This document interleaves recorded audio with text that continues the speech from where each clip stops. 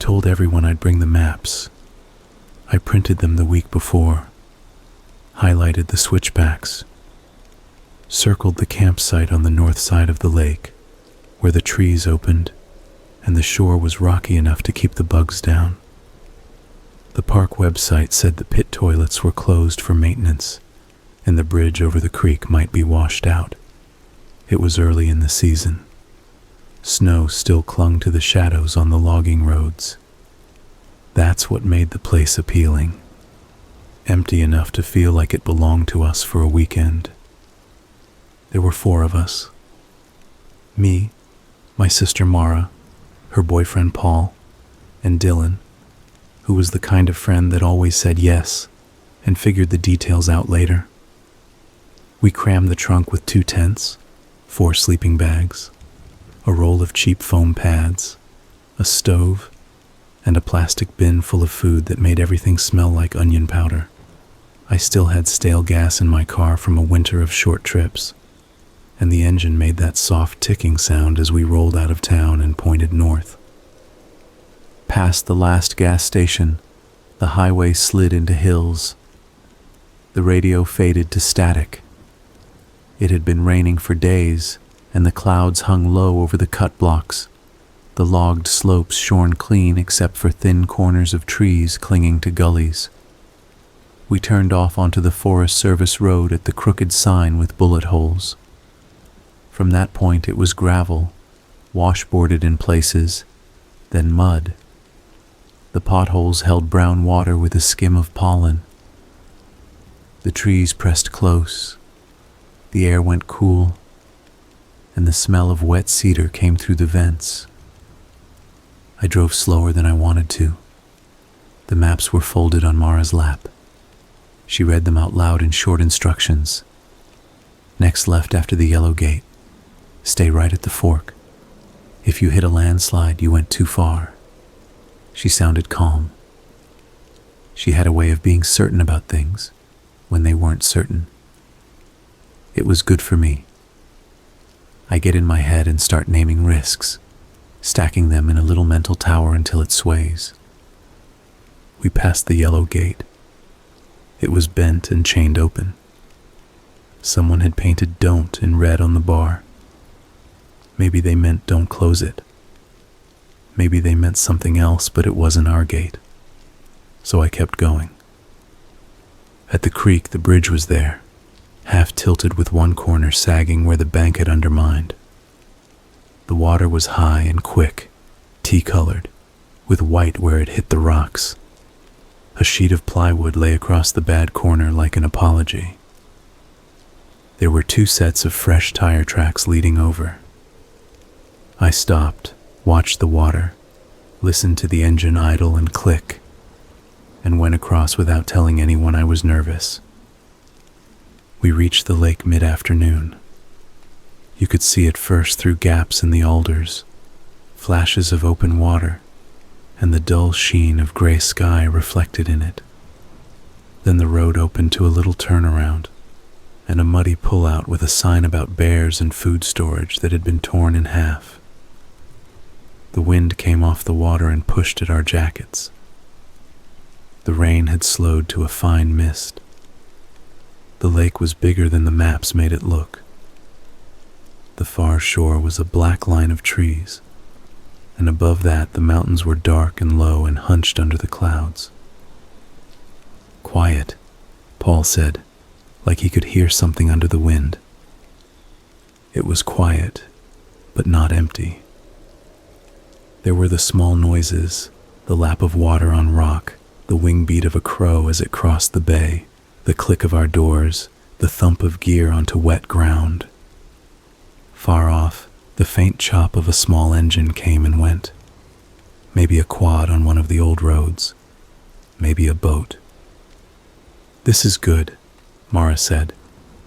She did a slow turn, taking it in. "I like it." Dylan stretched his arms overhead and let them fall. He wore that plaid shirt he always wore like he was trying out for the role of guy who camps. His beard was patchy, and the wind picked up the loose ends of his hair. "0 bars," he said, checking his phone and grinning. We set up the tents on a flat space above the shore where the moss was thick and wet, braced between a big cedar stump and a jackstraw of drift logs that must have been pushed up here in some storm before the road existed. The ground gave a little underfoot, spongy with years of fallen needles. The tarps were cold in our hands. My fingers went numb threading guy lines. We worked without talking much. It felt like the place asked for that. The first odd thing was the fire ring. It was where you'd expect it to be. Close to the shore, but not too close. A circle of rocks still black from old coals. But someone had lined the outside with a second ring of smaller stones, hand-sized, all pale and round, almost like river rock.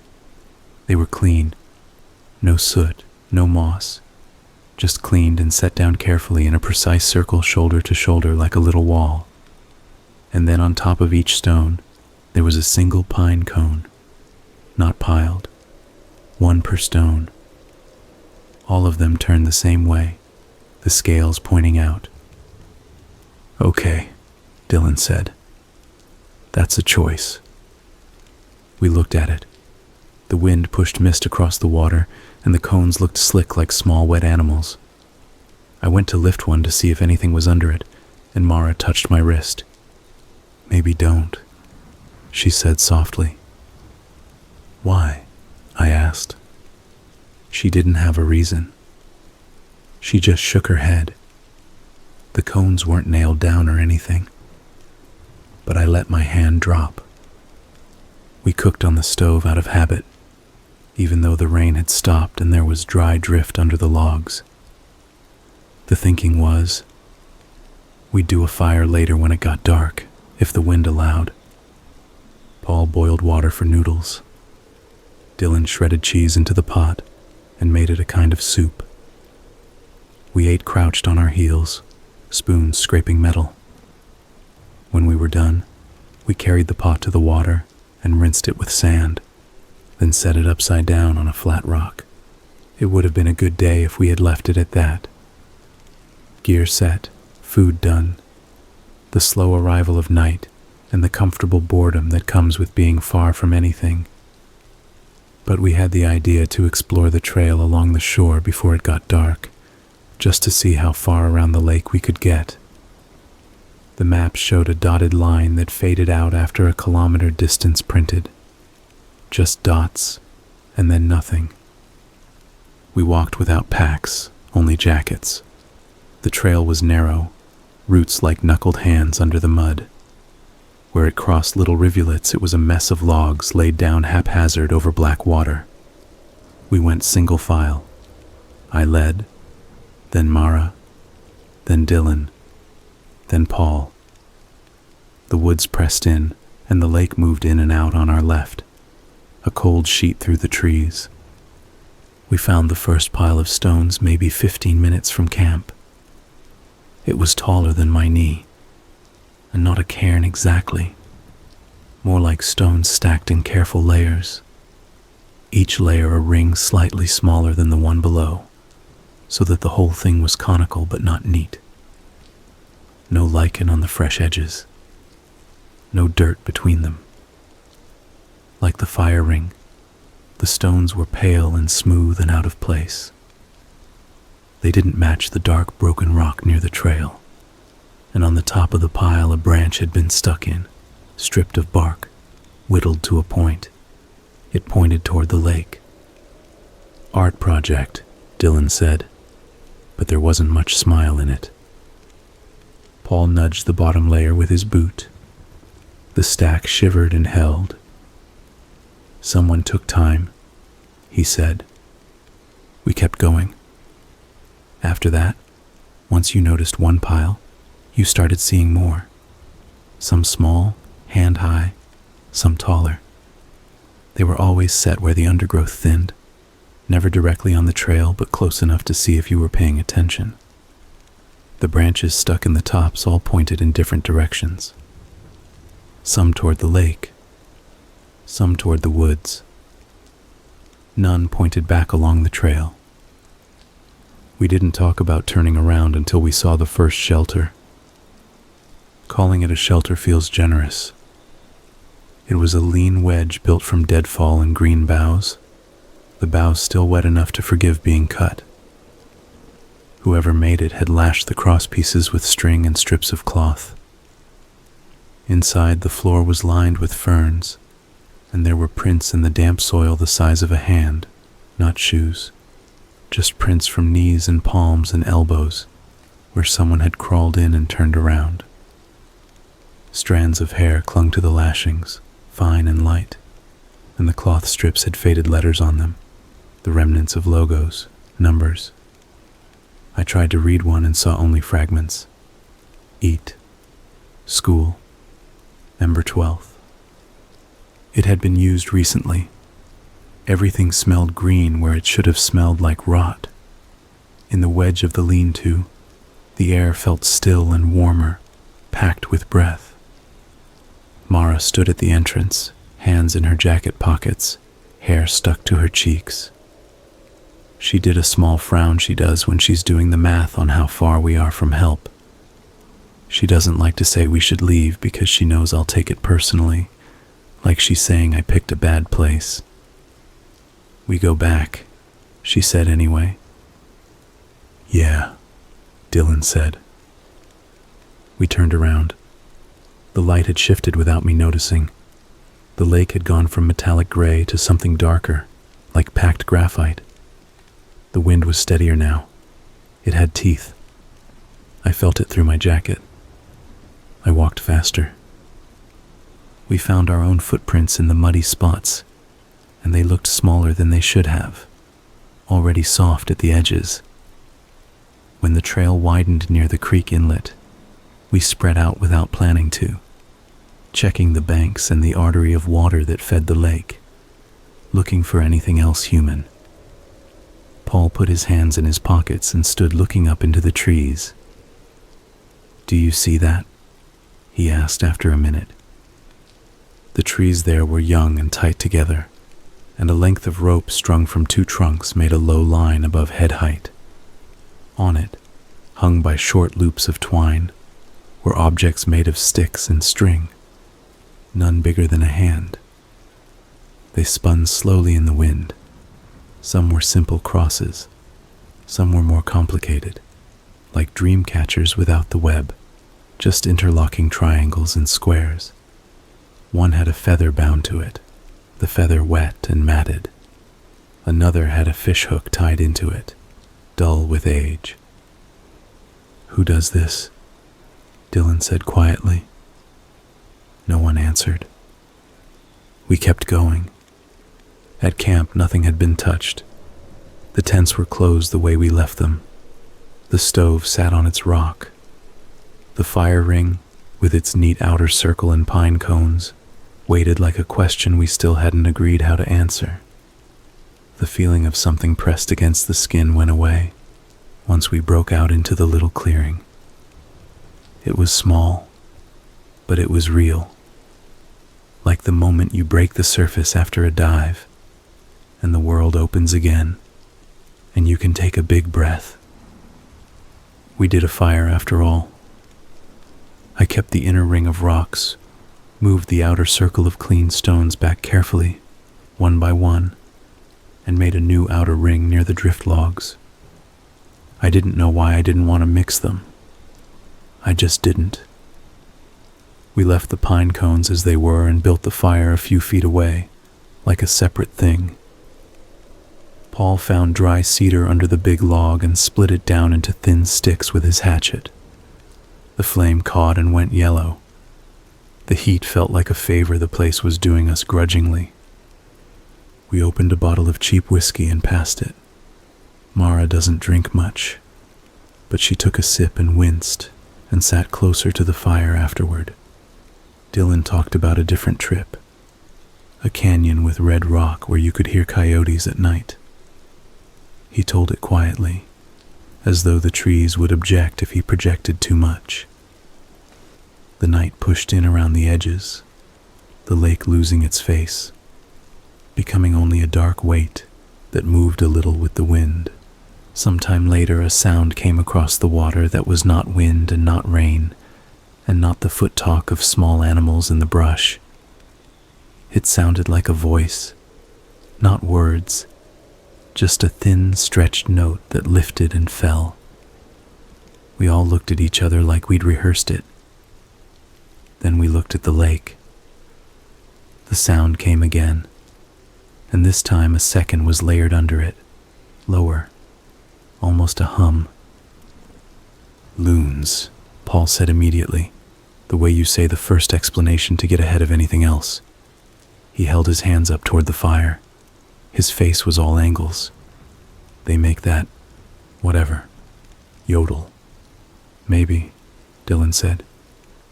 He wanted to believe it, but he wasn't convinced. I wasn't either, though I didn't say so. Loons sound like they belong to a place. They fit into the night. This sounded like it came from a distance that didn't line up with how far sound should carry here. Too thin, too steady, not backed with air. It was probably loons anyway. The lake was big enough. We let the fire sink to coals and crawled into our tents. Mara and Paul took one. Dylan and I took the other. We zipped the door. The nylon bowed a little with the wind. I laid out my bag and slid in and pulled it up to my chin. There's a relief to being in a tent at night. It gives you walls and makes your choices simple. Either you're in or you're out. You can organize your worry into how close your shoes are, whether your headlamp is under your pillow, whether your water bottle is where you'll find it in the dark. I woke sometime later with the sense that I had heard something, not the old cliché, not a certain number of taps or footsteps counted off clean, just something different that cut across the night. The wind had died. The tent fabric was still. I could hear Dylan next to me, breath heavy, the occasional smacking, unself-conscious sound people make when they're deep asleep. My throat was dry. I reached for the water bottle and brushed plastic and then cardboard. It took me a second to understand. The stove fuel. We'd set it by the tent to keep it out of the wet, and I dragged the bottle in blind, thinking it was water. The zipper sounded huge. I didn't open the tent, just slid the inside pocket, felt around until I found the actual water bottle near my feet. I drank. My mouth felt coated with the taste of the fire. I set the bottle down and lay back. There was a smell, faint and wrong. Not the usual wood smell. Not smoke. Something sharp like bleach cut with damp earth. The smell of freshly snapped green, but sweeter, too sweet. I thought of the shelter with its green boughs. I thought of the sticks hanging on that rope, the hair and the lashings. The smell came and went, teased by a breeze too light to move the fabric. Something brushed the outside of the tent. It could have been a branch. The ridgeline runs tight and the fly droops if you don't pull it out hard enough. Branches move. Animals move. I wasn't going to wake Dylan to say, "Hey, there's a branch." I counted breaths. I thought of nothing on purpose. That trick works sometimes. I was almost back under when I heard a small sound right at the zipper. Not a paw exactly. Not claw on nylon. More like the lightest fingertip grazing fabric once, then again. "Dylan," I said as quietly as I could while still thinking he'd hear me. He snorted, shifted, didn't wake. The sound didn't come again. The smell had faded. The wind stayed down. I held still until my shoulders hurt. Finally, I slept. Morning was the sky being a little lighter through my eyelids, and the strange happiness of realizing you're warm even if you didn't expect to be. I unzipped the tent. The day was low cloud and soft rain. The fire ring was a cold black bowl of ash.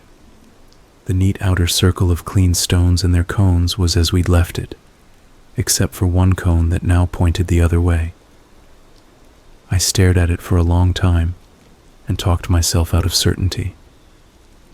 Wind could do that, maybe. A bird. Not likely, but maybe. Paul was already up, crouched by the shore with his jacket hood on, skimming something into the water. It was his hand. He was rinsing his hand like he'd spilled something he didn't want inside getting on anything else. He saw me and shrugged. "Just sticky," he said. "For what?" "Boiled the coffee pot. Overflowed. It's fine." Mara stuck her head out of her tent with her hair in a knot. Dylan emerged and stretched and pretended not to be cold. We did oatmeal. We stood under the trees to eat, and the rain made a long, soft hiss on the water.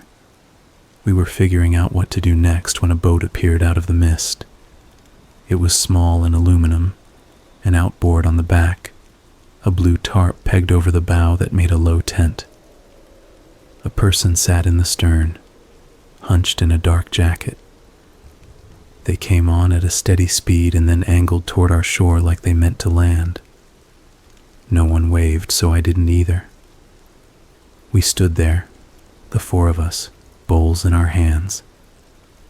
The boat cut engine power 20 meters out and drifted in on its own wake. The hull scuffed rock. The person didn't step out immediately. They sat and let the boat settle. They wore rubber boots and those orange work pants loggers wear in the rain. The hood was up.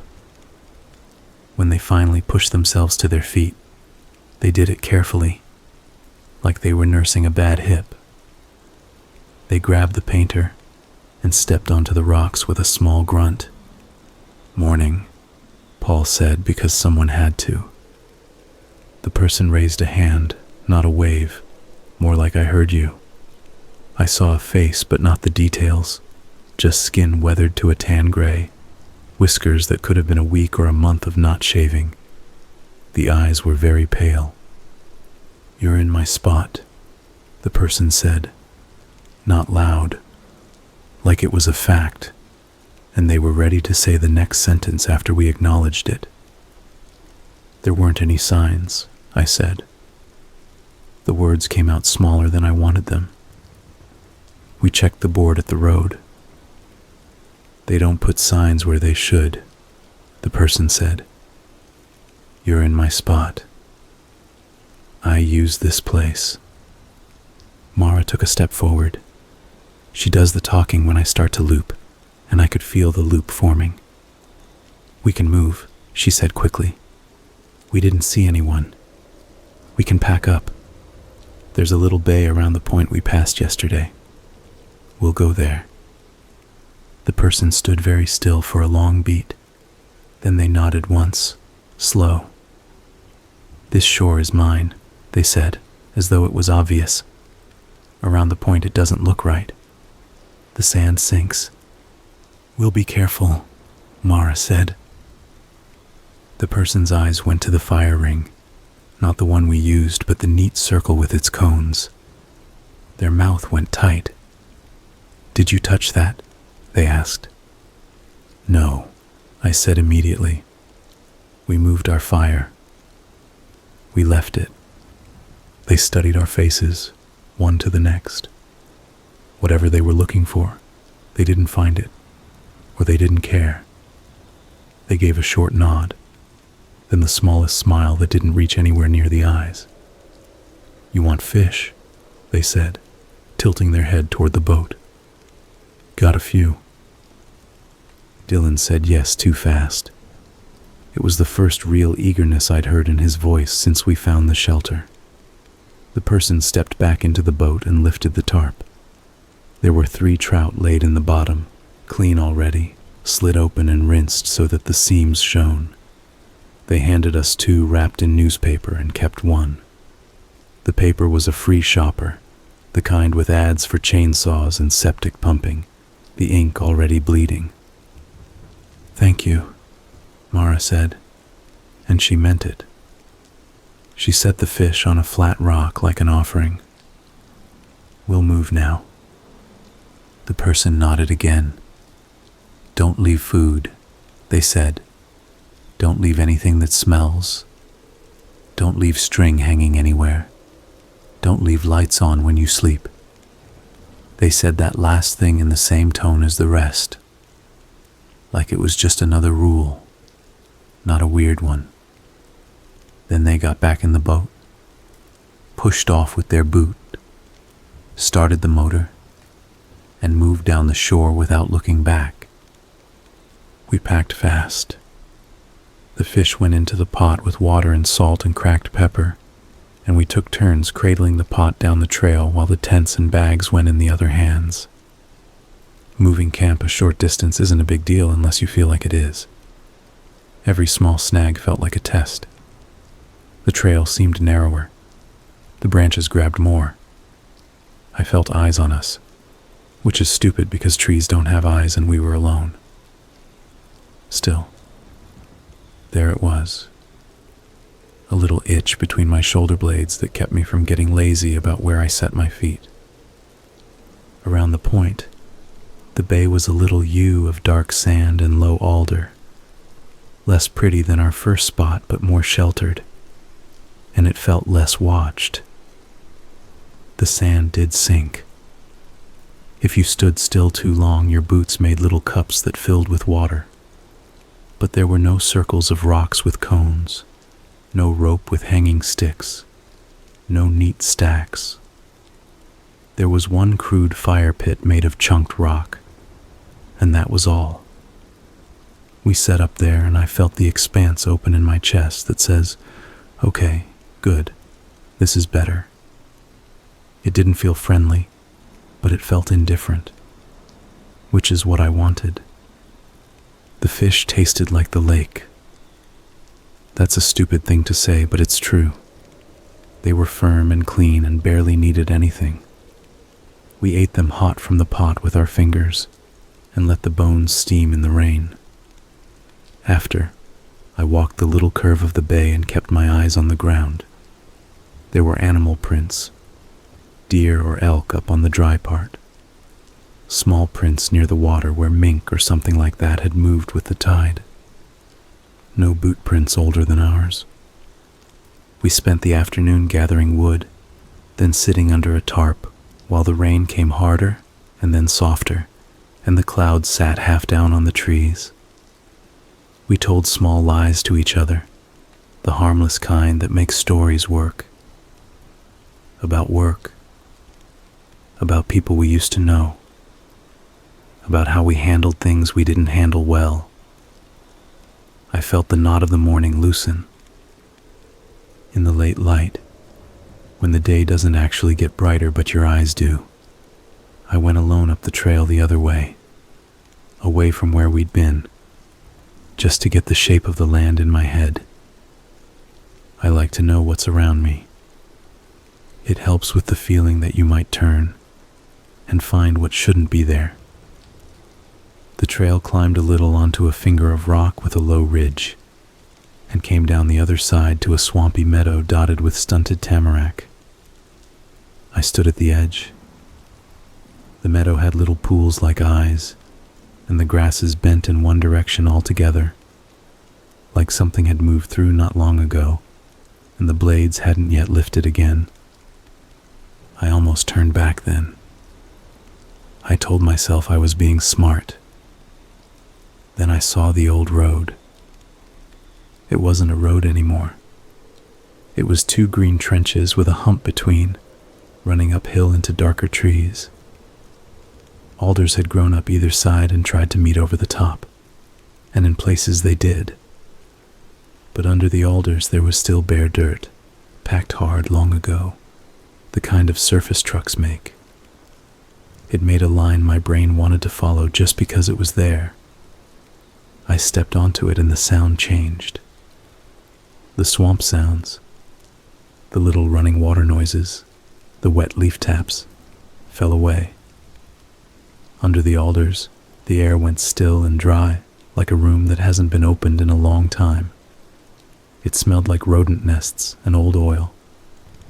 I walked a few minutes, maybe more. Time gets weird when you're alone in a place that resets your senses. The alders opened to a small clearing where the ground went from packed dirt to gravel, and then to a kind of flat, half-paved surface of crushed rock set in black tar. The black had cracked, and grass grew through it in straight lines that made accidental patterns. On the uphill side of the clearing, the slope had been cut back and held with a wall of stacked rock and wire, the wire rusted to lace. At the far end, a square of concrete sat sunk into the ground, with threaded rods sticking up, cut off short. The rods were capped with little domes of gray metal. It had been something. A pad for a generator, maybe. A foundation for a small building. Something that hummed. The place felt like the ends of sentences were strewn around, and you could almost fill them in if you knew the right verbs. There were prints here too. Not fresh, but not old. Not boots. Bare. I crouched and put my hand next to one, and they were longer than mine. I told myself they were old. The rain should have smudged them. But some of the black rock sheds water and holds things, and if someone steps in the fine dust and then onto it, the damp print lingers like a darker shadow for days if it doesn't get sun. You know how you can be perfectly calm and then realize you are not only alone, but also someplace you weren't supposed to find. That feeling came in a sheet. I stood, tried to laugh at myself quietly, so I wouldn't feel the way I felt, and turned to go. When I did, I saw the tree. It wasn't remarkable at first. A modest pine with a straight trunk and a crown that didn't start until well overhead. Then I saw the twine.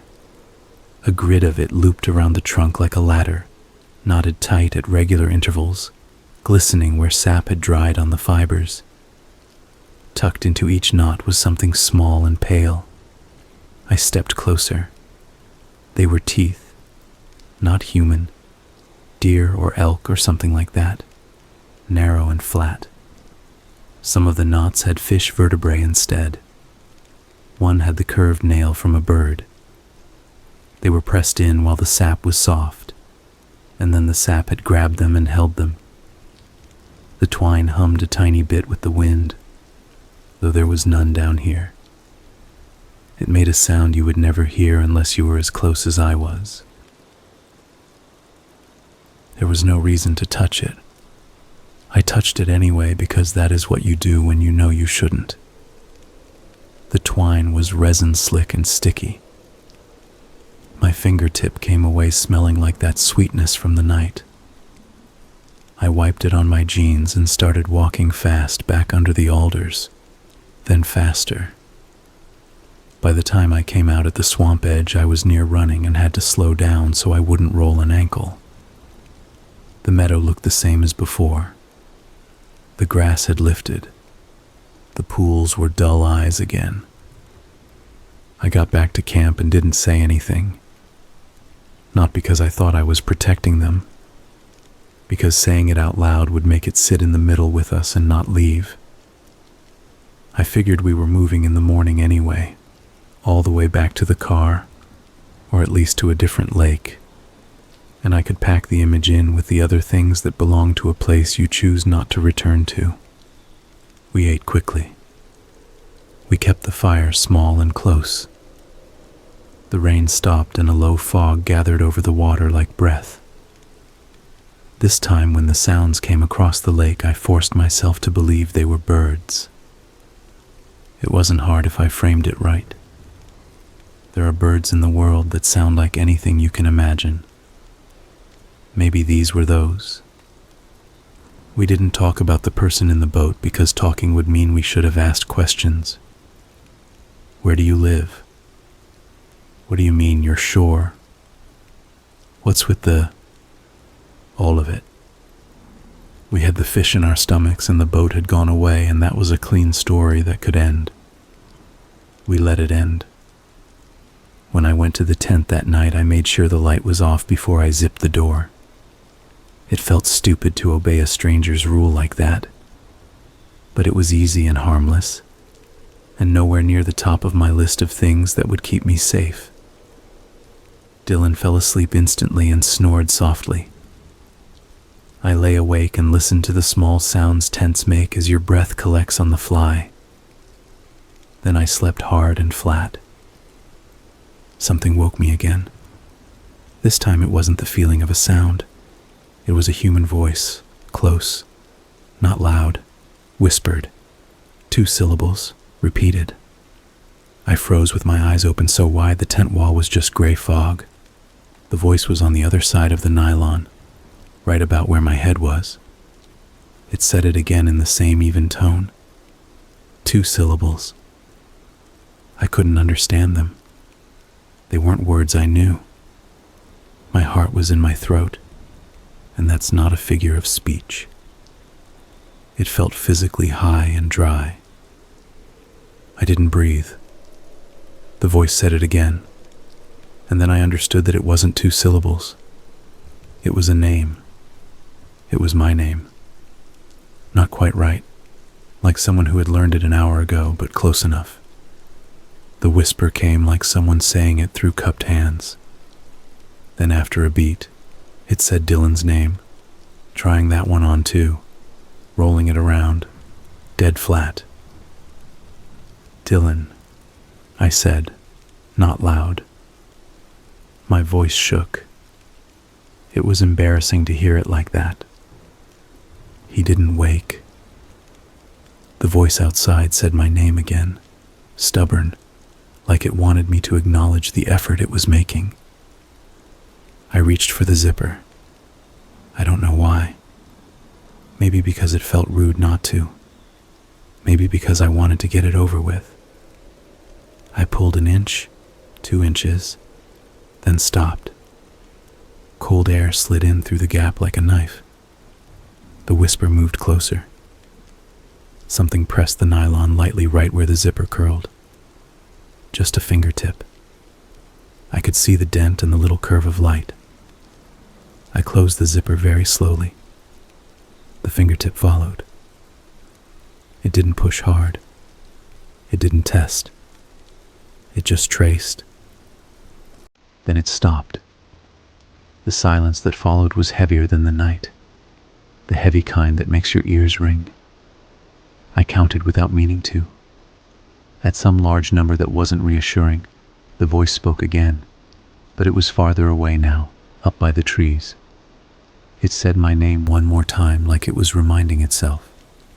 Then it said Mara's name, and Paul's, stumbling over his like there was something in the mouth that didn't like those letters.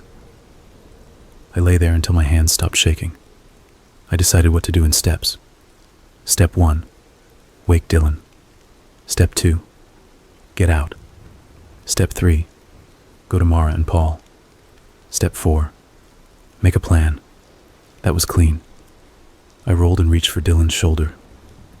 Before I touched him, a light blinked once on the wall of the tent, then off. It wasn't one of ours. It was a small light like a cheap headlamp, the kind that's blue-white instead of warm. It moved across the tent in a smooth line, then stopped.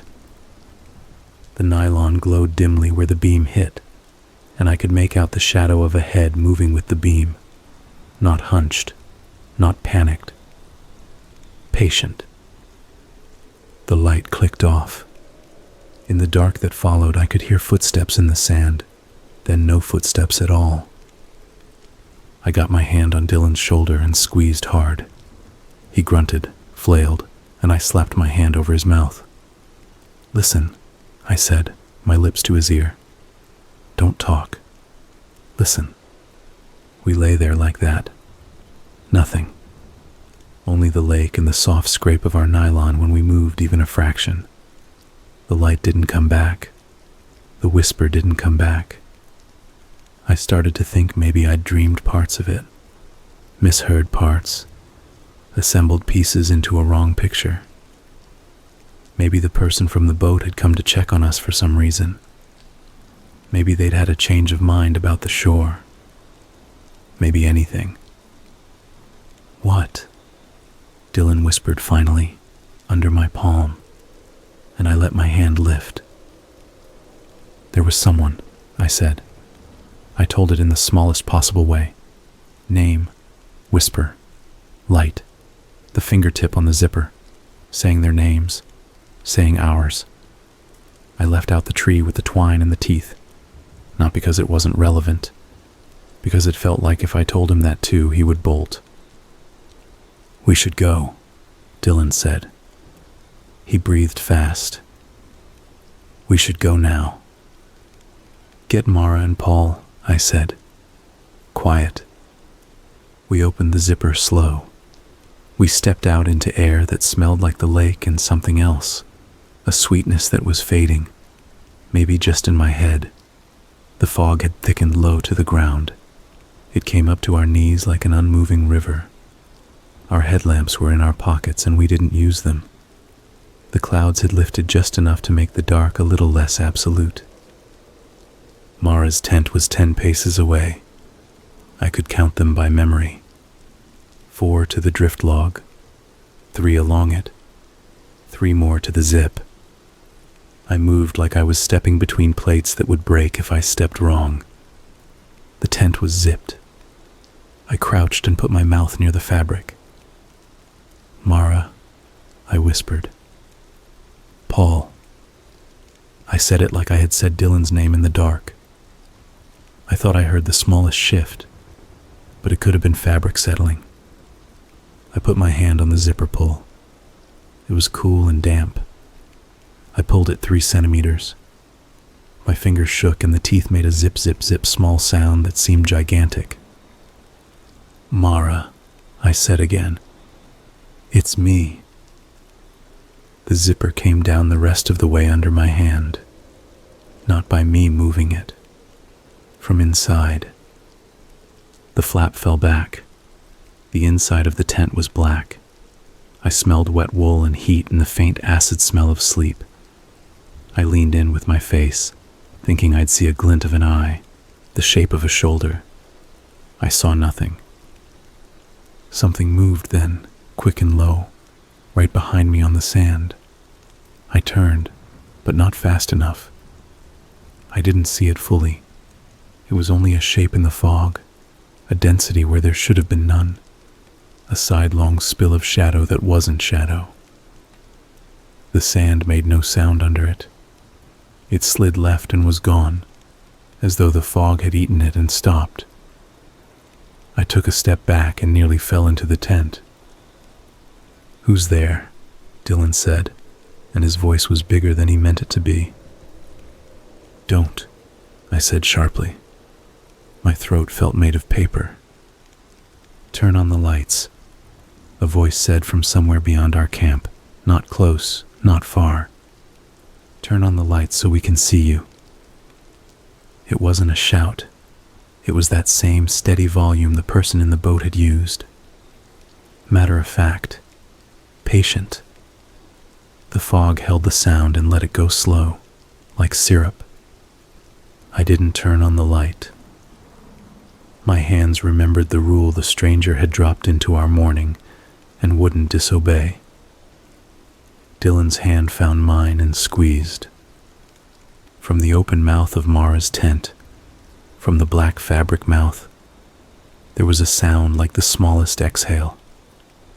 I don't know what made me climb in. Love, probably. Habit. The bone-deep belief that if you get to someone and put a hand on them, they're real, and the world snaps into its old shape. I slid inside, shoulder, head, both knees, and my fingers found sleeping bag nylon. I found the hard bar of a shin. It was cold. Not cold like dead. Cold like the bag had been open a while. My hand went up, shoulder, neck. I found skin.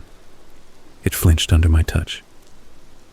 "Mara," I said, gentle, urgent. "It's me. We have to." My hand went higher and found her face and found her mouth and found that it was held open with something behind her teeth. a wedge, a bit like a horse wears, pushing her jaw out of its hinge. My fingertips brushed the thing. It was smooth and flexible like green wood bent and tied. The sound she made wasn't a word because she couldn't make words. The shape in the fog outside moved again, smoother than it should have been, and the voice from beyond the camp said almost kindly, "Turn on the lights." I didn't turn on the light. My knife was in the side pocket of my pants, handle up because I always put it back the same way. I slid the blade out by feel and brought it to the thing in Mara's mouth. It wasn't a gag like you'd expect. It was a strip of fresh wood bent into a curve and tied at the back with twine so tight the knots were half inside her cheek. The green wood had split just enough to wedge between her teeth. Her lips were wet and cold around it. I worked the tip of the knife under where the wood touched her molars and pried. It groaned a tiny bit and flexed, then gave. I caught it so it didn't snap back and her jaw didn't slam shut. She breathed in through her teeth first, then in with her mouth.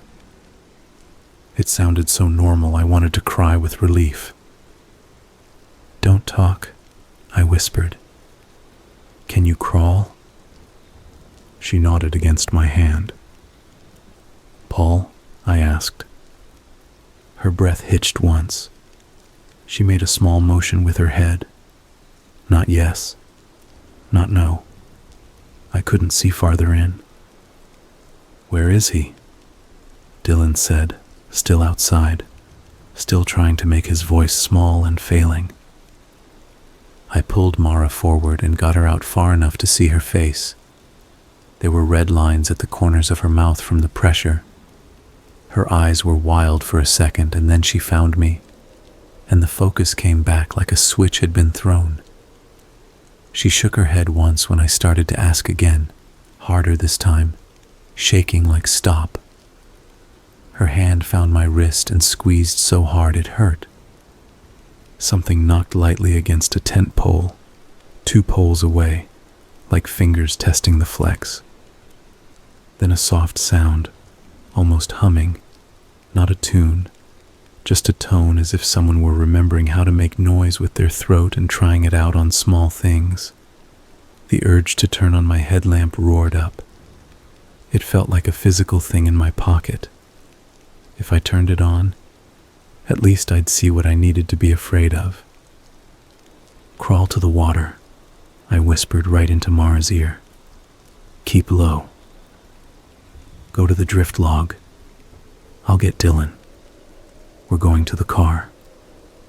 She squeezed my wrist again and let go and was gone into the fog. A dark shape at knee height sliding silent toward the line where the sand met the lake. "Paul," Dylan said again, because he couldn't not. "Don't," I said. I crawled out and took his sleeve so he'd feel the message more than hear it. "He's not here." We moved, hands, knees. The fog made my skin wet instantly. Sand filled my cuffs. Every clink of a pot in the pile where we'd put dishes sounded like a flare. I tried to keep my breathing small and even. We reached the drift log and I ran into wood with my forehead and saw stars and had to clamp my teeth hard to stop a sound. The lake was a black pain at my hip. The fog slid along its edge like it knew where that edge was better than I did. Mara was crouched at the far end of the log, one hand on it, looking inland, eyes huge. I put my mouth to her ear again. "Shore or road?" I said. It wasn't a real question. The road meant open ground and the bridge. The shore meant moving through brush that could hold anything and being slower. "Road," she said into my jacket without thinking. I trusted that. She learns landscapes fast and in ways she doesn't even name. We stayed hunched and moved along the curve of the bay. The fog deadened the sound of the lake, and without it, There was only the tiny hiss of our sleeves against our own jackets, and the faint drip from branches overhead. A light flashed once behind us, farther away than before. It swung side to side as if whoever held it was turning their head, and the beam kept up without meaning to. It blinked out. The voice, calm, patient, came from somewhere beyond where our first camp would have been around the point. "Come back," it said, like the end of an instruction and the start of another. "We can make it easy." Between the alders just past the drift, a line had been strung at shin height. I saw it because the fog made it almost glow, every droplet beating and turning the thin twine silver. I put my wrist up to stop Dylan and Mara and pointed. The line led off into the brush in both directions. There were more, higher, lower, in a crude web that would guide anyone through a gap like a funnel if they walked at full height. "Don't leave string hanging," the boat person had said. I reached out and felt for the line with my fingertips and followed it to a stake pounded into the sand and found a knot so dense it felt like a rock. The twine smelled like sap. We went under the lowest line on our elbows and stayed under. My shoulders burned with the crawl. My knees found every sharp piece of gravel on that shore. After the funnel, there were no more strings there, or they were higher where we could slip beneath them. The brush closed in. A branch grabbed my hood and I could feel something small woven into it, a tooth or a bone. I stopped breathing until I got it off without breaking anything. The old road cut down near the bay, not at the place I'd found earlier, but lower, where the trees thinned and the alders began. The two shallow trenches made dark lanes in the fog. We slipped into one like mice into a run.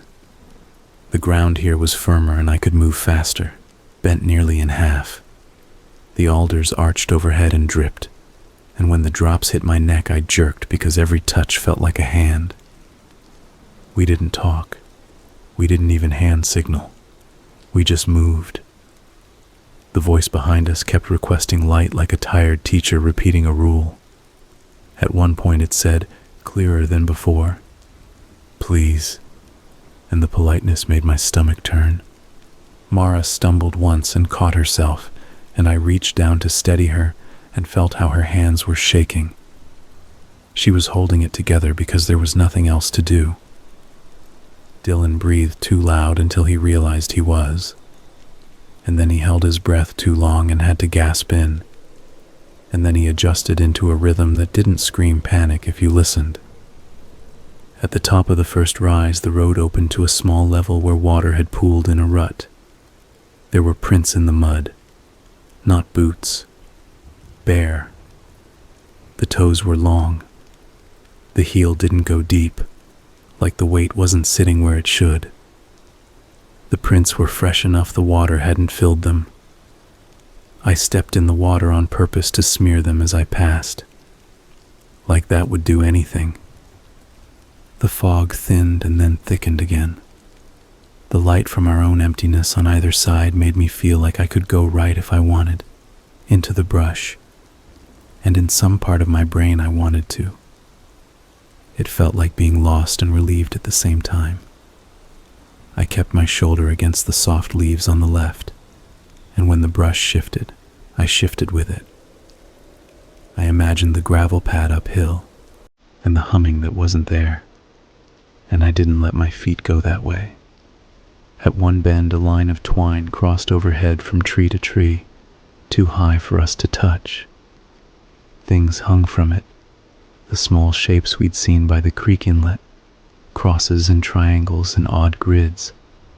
But there were new ones too, more complicated, more jointed, with little pieces that moved against each other when the wind took them.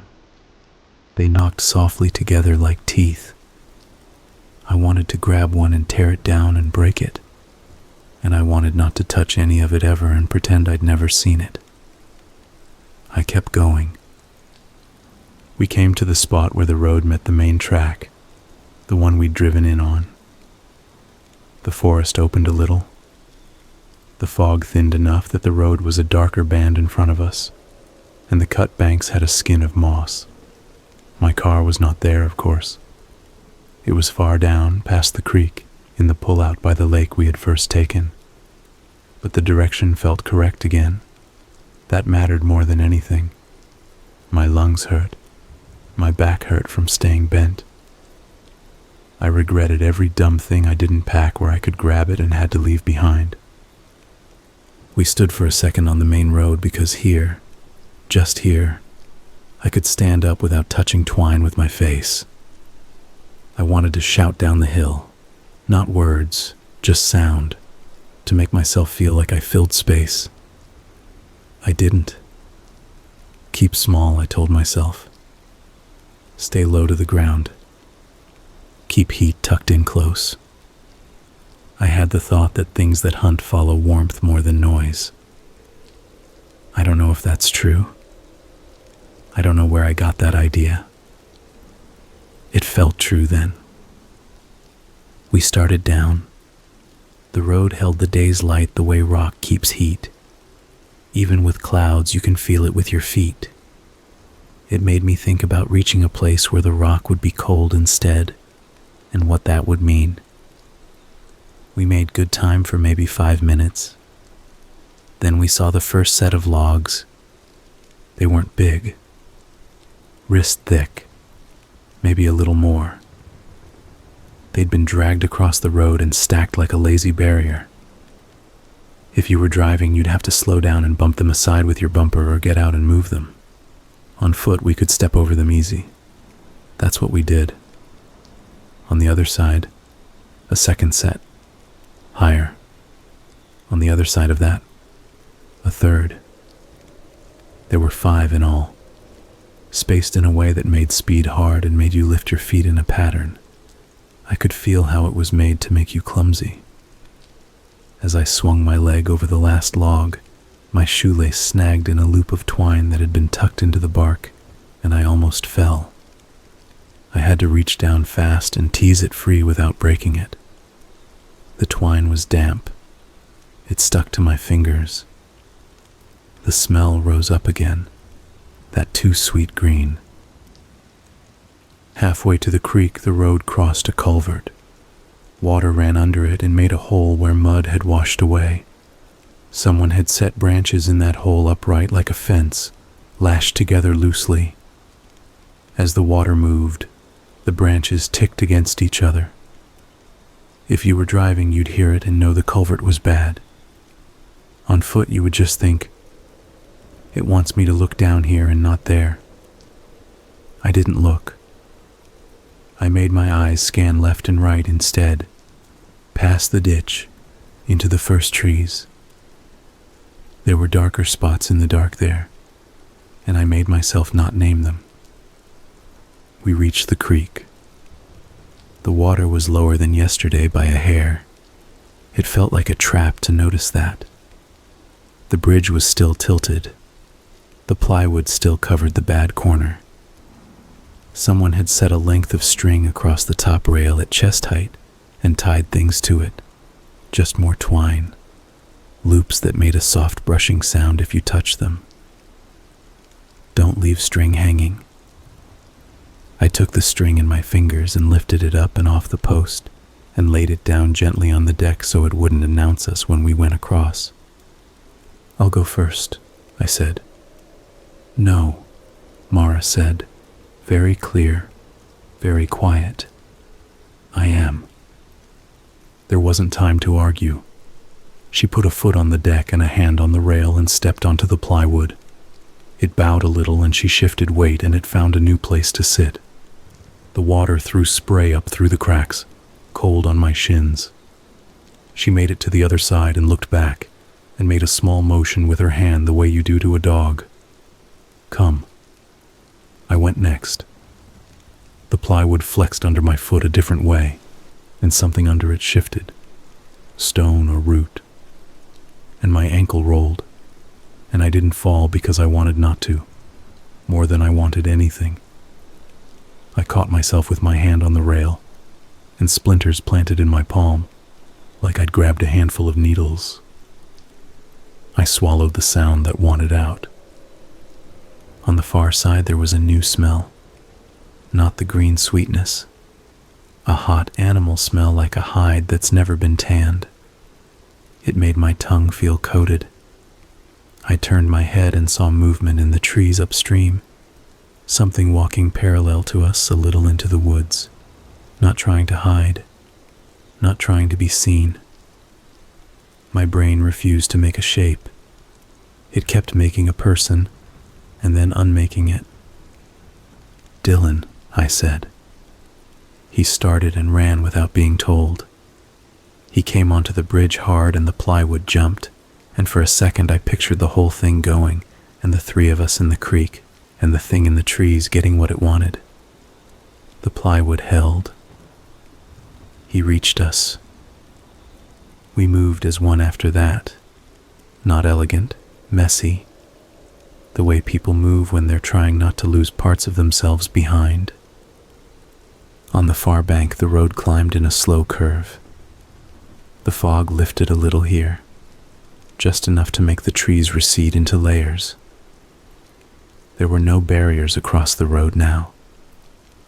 Whoever had made us lift our feet had gotten their chance, and we'd kept moving. And maybe now this part of it was done. The temptation to stand up all the way and swing my arms the way my body wanted to was strong. I kept bent. I didn't give anyone a bigger target than they already had. We came to the turn where the yellow gate would be visible. The gate was there, crooked, chained open like before. Someone had tied a rag to the chain, a strip of faded orange cloth that whipped in the barely there wind. It made a small, regular sound like the last music in the world. My stomach dropped because of the color. It was the same as the person's rain pants from the boat. I didn't see the person right away. The boat wasn't here. We were on the road. The quad I expected wasn't here either. Then a figure stepped out from behind the gatepost and raised a hand. The same knot wave as before. The same heavy boots. The same hood. The face looked grayer in this light, like it had been asleep on its feet until we arrived. "Don't turn on your lights," they said, the first words, low and immediate. "If you haven't, keep them off." "We haven't," I said. My throat hurt to talk. "We're going to the car." They nodded like that was acceptable, like there was a test and we'd passed enough of it to proceed. "Go ahead," they said. And then, to my surprise, they fell in behind us as we started walking. Not close, not crowding, just there. The steady crunch of gravel under their boots that sounded like authority. I had the urge to ask a dozen questions, the kind that start with why and end with the answers that never feel like answers. I didn't. I wanted us out first, and I didn't want to make the voice come up from the trees again. "What did you do?" the person asked after a little while, not accusing, not curious, just inventory. "Since I saw you." "We moved," I said. "We went around the point. We didn't touch the circle by the fire." "Good," they said. "We found an old road," I said before I could stop myself. I wanted to impress them with anything that would make them think we had been careful, but it came out wrong. They didn't answer for 3 steps. "Don't go back there," they said finally. "That's for them." "Who?" Dylan said, and his voice broke on the single syllable. The person didn't answer. After another few steps, they said, "You kept your lights off when they asked you to turn them on." "Yes," I said. "That was smart," they said. Sometimes people think making a bright place will make it like home. It doesn't. It makes a shape they can use. What are they? Mara asked. Her voice was so steady I was proud of her, like I used to be when she was a kid at a swim meet, when she got on the block and didn't jump early. Doesn't matter, the person said. They have names for each other, and the names you'd use are wrong and make them stick in your head. They paused. I keep that shore the way it should be. I take things out of the trees when I see them. You shouldn't have gone down the shore. Those stacks aren't for you. We didn't knock them down, I said. I know, they said. You're not the first to see them. They shifted their weight, and I heard a faint clink from inside their jacket like metal on glass. You didn't leave string, they said then, almost to themselves. Like that was the thing they kept track of, and that was enough. We came around the last bend before the pullout. The sight of my car hit me physically. The shape was ugly and welcome. It looked wrong here, and it looked like money and help, and a line back to the city where things that are wrong have explanations, even if the explanations are stupid. I wanted to kiss the stupid hood. Keys, I said to no one in particular, because my brain had already moved ahead to the problem of needing to have them in my hand in the next 10 seconds. In your jacket, Mara said. Left pocket. I had them there. I touched them and I took them out, and I did not drop them. The person stopped 10 paces from the car and stood with their hands in their pockets and watched the trees the way a dog watches doorways. Go, they said, and there was no drama in it. Just the instruction you give because time is short. We piled in without the dumb choreography that sometimes happens when you're scared and 3 doors and 4 bodies get confused. Driver's seat for me, front for Mara, back for Dylan. Doors shut. The car smelled like damp gear and onion powder and my usual mess, and I loved that too. I put the key in and turned. The engine turned over on the second try. It did its familiar tick that said the oil was thin and older than it should be, and then it caught. I'm going to drive, I said out loud, which was stupid, because I was already driving. The person stood where they were and didn't come closer. I rolled down the window because I wanted to say thank you, and I wanted to ask if they wanted to get in, and all the questions I had lined up. The person shook their head before I could talk. Don't stop at the gate, they said. Don't stop if something is in the road. Don't look directly at anything you think might be there. If you have to choose between braking and going, go. If you meet a truck coming in, put your hands on the horn and don't lift them and keep going. If you see strings across the road, drive through, and don't put your hands out the window after. If you smell what you smelled, breathe through your mouth and keep going. Turn your lights on once you hit the highway. Mara nodded like she was memorizing a recipe. What about you? She said, and there was care in it. Whatever this person was, they had fed us, and they had stood on the road like a marker to move toward. I live here, they said simply. I watch. I ask people to leave when they should. I take strings out of trees and rocks off the places they want to use. I am not the only one, and I am not always enough. Their eyes slid past us to the alder edge as if the trees could lean closer to listen. Go, they said again. I went. Gravel under tires is a good sound. It means movement. It means you can do something instead of only be something.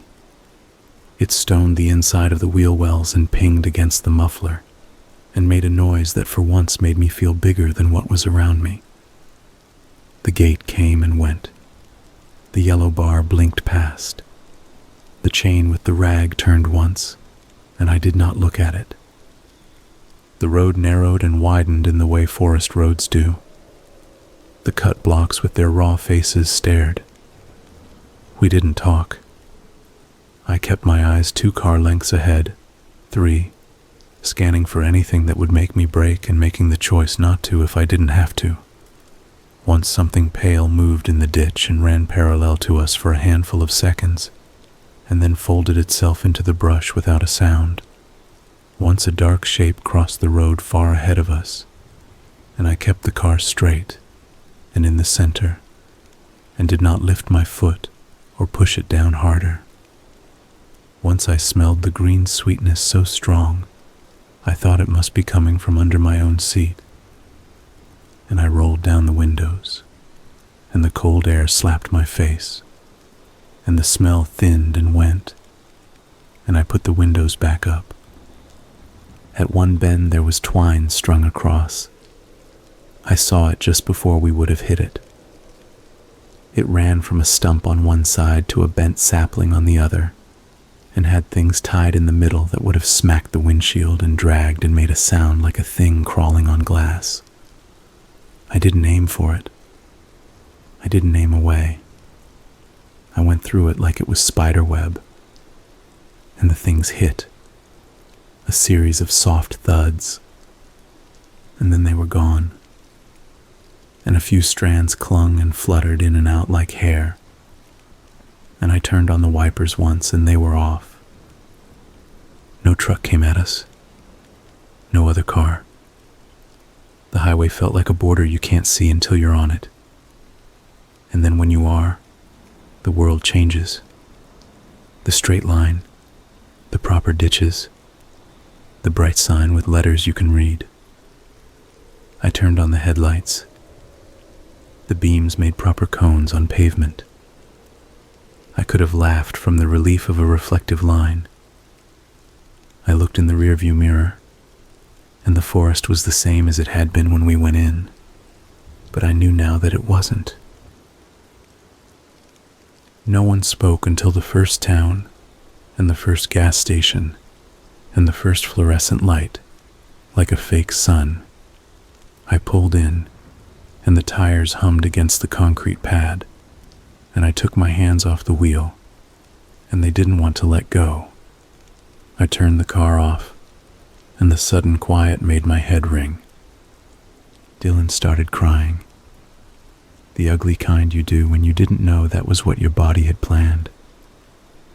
He put his head down on his knees and let it happen, and didn't try to make it into anything else.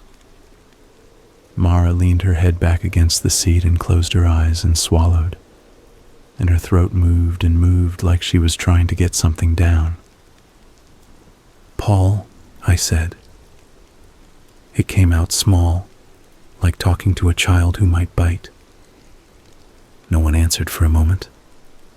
Then Mara said, "He was gone when I woke up."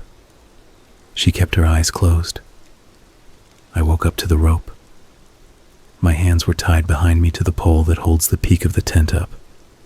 The stick was in my mouth already. I could feel the knots at the back.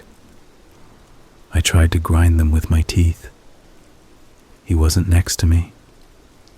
I thought he'd gone to pee. I could hear things walking. One of them put its hand on the side of the tent and pressed, and it smelled like wet leaves and that sweet stuff. Then you came. "How long?" I asked, like that would make sense of any of it. "I don't know." "We should call someone," Dylan said. It came out like he knew what that would do, and he needed to say it anyway. "Who?" I said. "And say what?" "Police," he said. "There's a person missing." "We say where?" "They go in daylight with a lot of people." "We should go back," Mara said, and my heart did a bad stutter move in my chest. Then she added, "With help." We went inside the gas station, because that's what you do when you need to feel human again. The kid behind the counter looked like every kid behind every counter in a small place at night.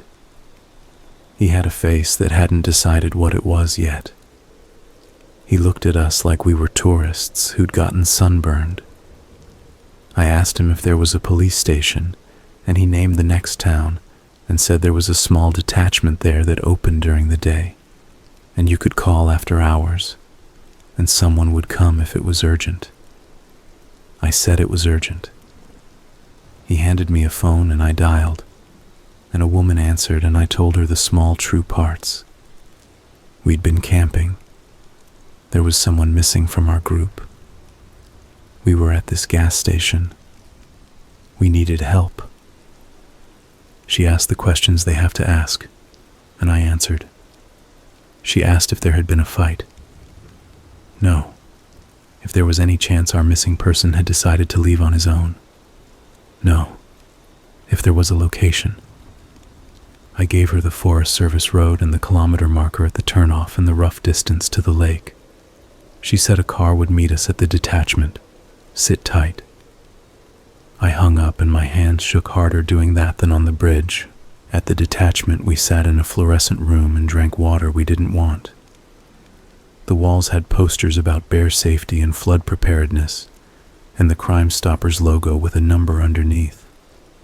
A man with a big belt and a calm face asked us to tell it again, and then again. He didn't seem not to believe us exactly, but his eyebrows didn't move when we said the parts about the voice and the strings and the person in the boat.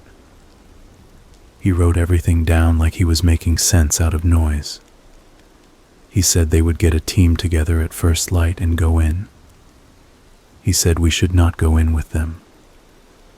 He said we should get rest if we could. That sometimes people walk out on their own when the sun comes up. We didn't rest.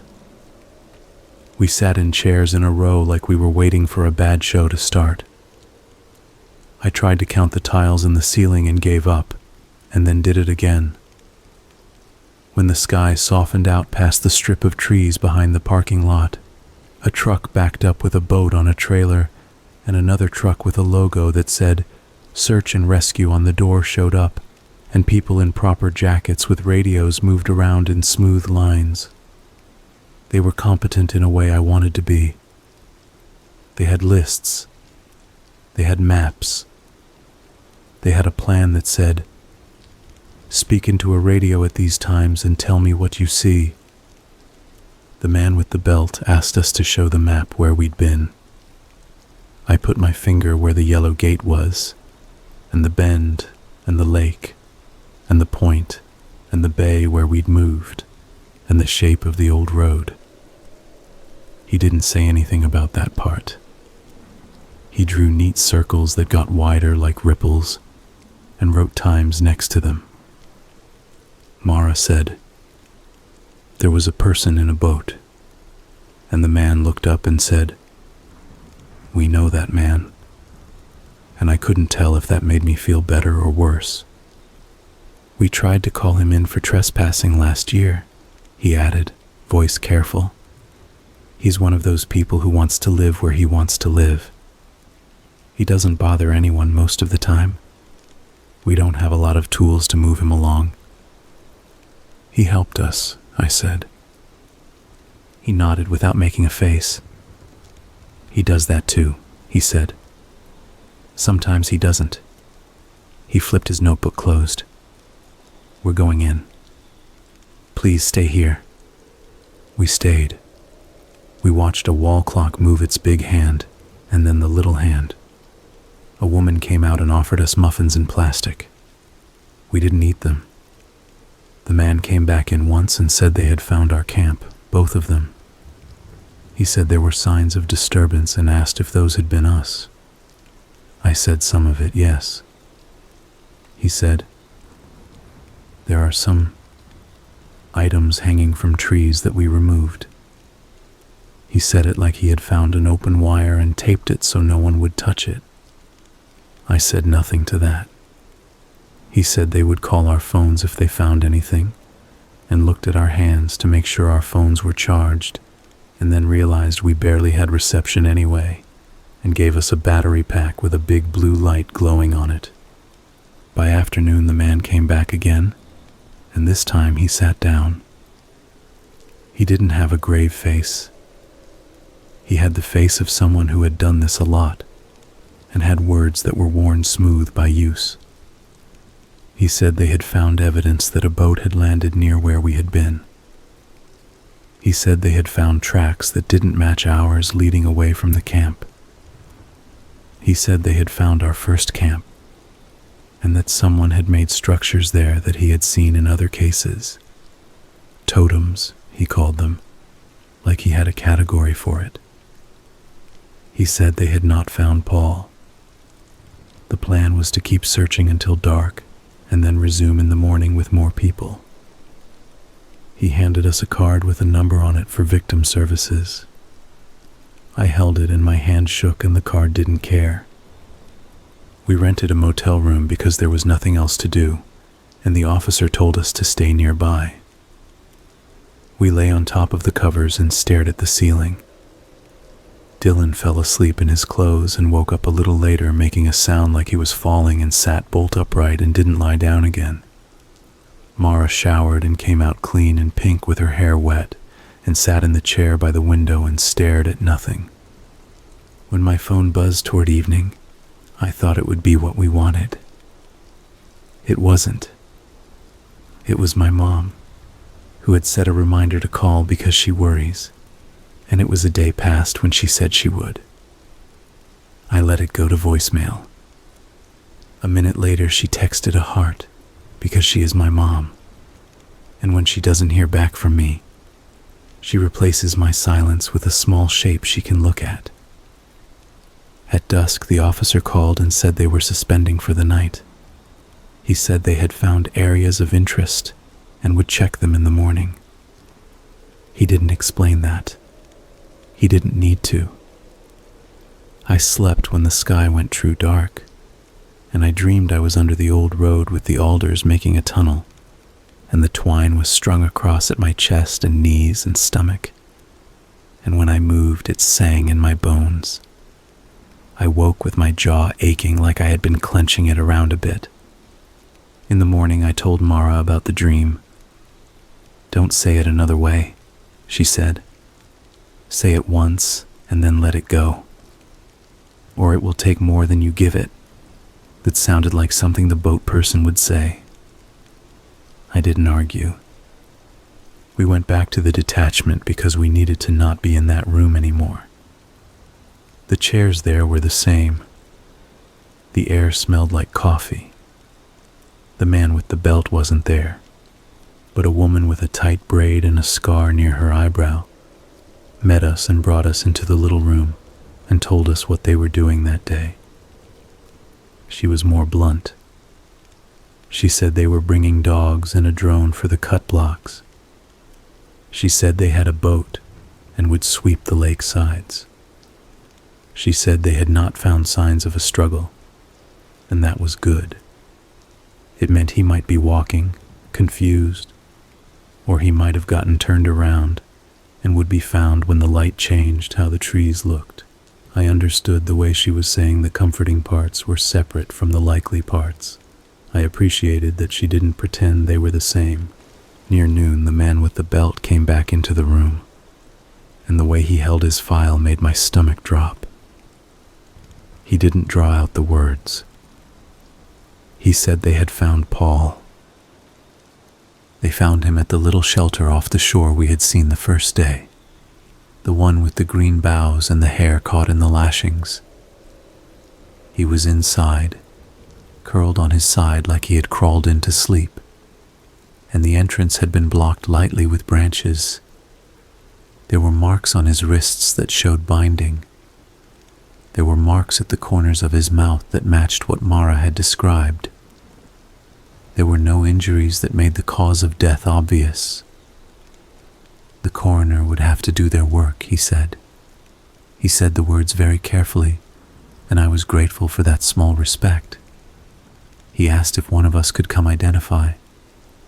Mara said, "Me," and her voice sounded like it came from far away. Dylan made the sound you make when something takes the air out of you, and you're trying not to pull it back in too quick. I went with her because she wasn't going into that room alone. They had him on a table, and he looked like a person who had been sleeping outdoors too long, as though if you shook his shoulder, he would wake and be mad at the joke. There were pieces of twine stuck to his jacket and one in his hair, and a smear of sap on his cheek that glistened. There was sand in his ear. Mara touched his forehead with 2 fingers like she was testing for a fever, and then put her hand flat on his chest and left it there for a count of 10.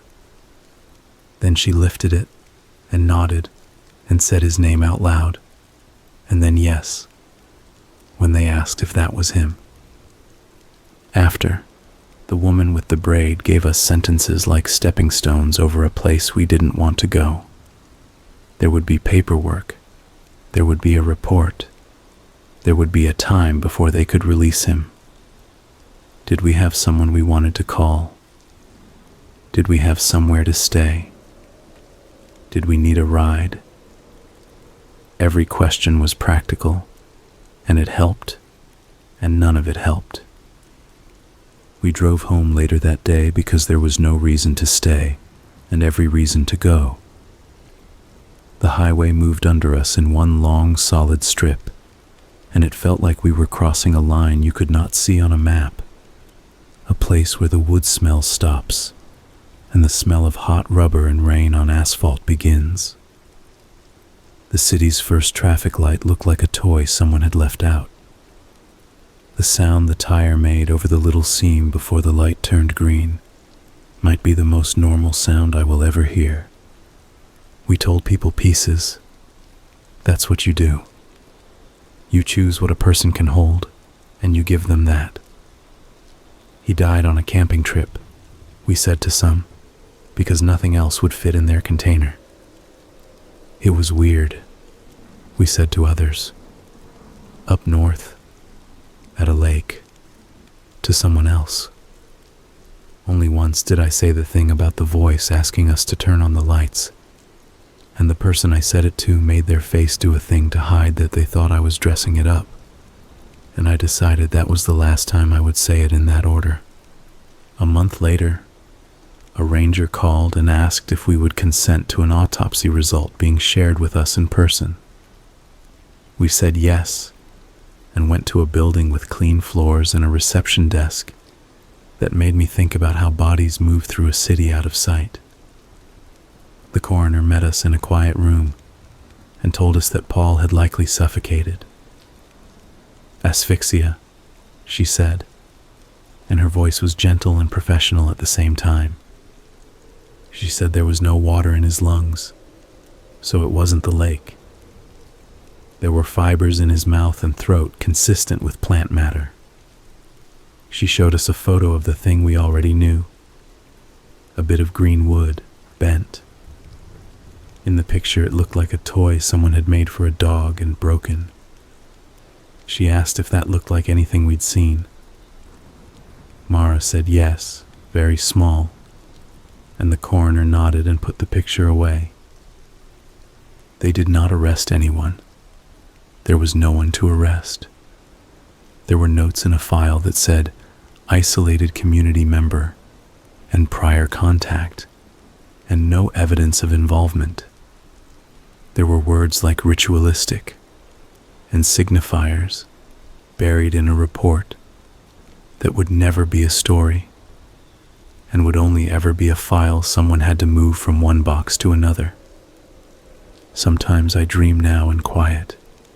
I dream of the person in the boat standing in the fog with the motor off, hand on the painter, watching the water like it would tell them a thing they needed to know. I dream of the twine grid around the tree and the teeth set in the knots, and I wake up with my fingers stuck together, and it takes a second to realize it's just sweat. When I walk by the craft store near my apartment, and the door is open, and the smell of hot glue comes out, my heart races so hard I have to lean against the wall for a minute. I don't buy rope anymore for anything. A few weeks after, I found a piece of twine at the bottom of my backpack. It was nothing. 2 inches, a clean-cut end, a little stiff like it had dried in a curve and kept it. It could have been from a grocery bag. It could have been from the bundles of firewood they sell in neat stacks by the highway, the ones we didn't buy because we thought we'd find our own. I took it between my fingers and thought, I should throw this away. Then I thought, I should burn it. Then I thought, I should not touch it more than I have to. I put it in the trash and took the trash out and watched the truck take it away. And that didn't change anything in my head, but it was something to do with my hands. People ask if we'll go back. They don't ask it like they want us to. They ask the way you ask about a cousin who moved overseas and you wonder if he'll visit. Ever, they say. Maybe next year. Different lake. No, I say. No explanation attached. It's the word I have that is shaped exactly to the size of that question. No. Sometimes at night I lie still and listen, the way I did in the tent. My apartment hums with the noises buildings make. Pipes ticking, a neighbor running water, a door closing somewhere down the hall. If I hold my breath, I can hear the high whine the lights make, that little electric scream you don't notice when you live inside it. I think about the voice asking me to turn them on.